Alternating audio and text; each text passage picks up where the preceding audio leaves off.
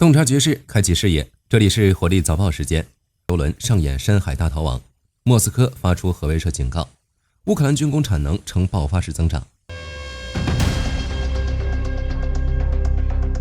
根据《华尔街日报》报道，美国执法机构采取果断行动，在公海正式扣押了贝拉1号，随后几小时又扣押了索菲亚号。俄罗斯却不甘示弱，动用了极端的护航手段。根据最新披露的卫星影像，在加勒比海及相关海域，一艘俄罗斯海军潜艇被发现正在近距离护航一艘正试图逃离美国拦截的油轮。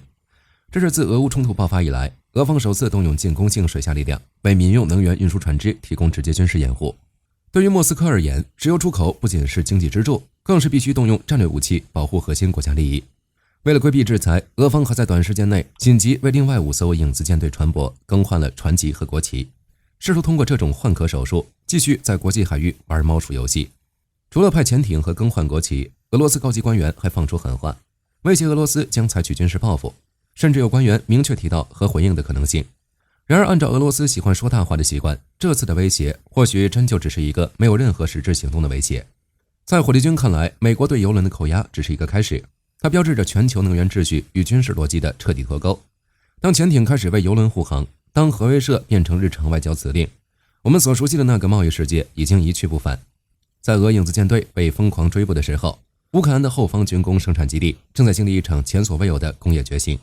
据乌克兰战略工业部最新发布的数据，乌克兰的国防生产能力正以惊人的速度扩张。预计到2025年，乌克兰国内的整体国防产出将同比提高 1.5 倍。而在最新的国家预算规划中，乌克兰政府大幅加码了本土采购力度。预计到2025年，国家下达给本土军工企业的生产合同将增长 50% 以上。这意味着未来的战场上，成千上万架远程袭击无人机、新一代反舰导弹以及大口径炮弹将不再单纯依赖漫长的国际运输线，而是直接从基辅、利沃夫等地的车间流水线下线，直接送达前线战士手中。乌克兰军工之所以迎来这种生产力的爆发，背后有3个关键支撑点。第一是实战闭环，乌克兰军工企业能够根据前线反馈，在几周甚至几天内完成武器型号的迭代。第二是去中心化制造，为了规避俄军的导弹打击，乌克兰将大量生产线转入地下或微型工厂化，形成了一个俄军难以彻底摧毁的工业网络。第三是国际资本与技术的直接注入，越来越多的航空与装甲车巨头开始在乌克兰境内建立合资维修厂和生产线，实现技术在欧、产能在乌的生产模式。今天的早报到这儿就结束了，后续局势演变我们将持续关注。我是火力军，下期见。好的，各位观众朋友们，我们频道一直在聊真实的军事资讯和武器装备，后台也经常有朋友问，有没有值得推荐的入门级模型？今天就和大家分享一款近期接触到的产品。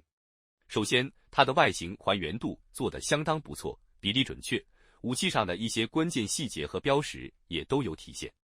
材质也说得过去，拿在手上有不错的分量感。其次，它具备一定的可动性，对于理解基础操作原理有一定帮助，让它不仅是个静态摆件。综合它的做工和可玩性来看，价格确实比较亲民。对于想入门模型收藏，或者单纯想在桌上贴一个摆件的朋友来说，是一个性价比很高的选择。商品链接已经给你们上了，感兴趣的朋友可以自行了解。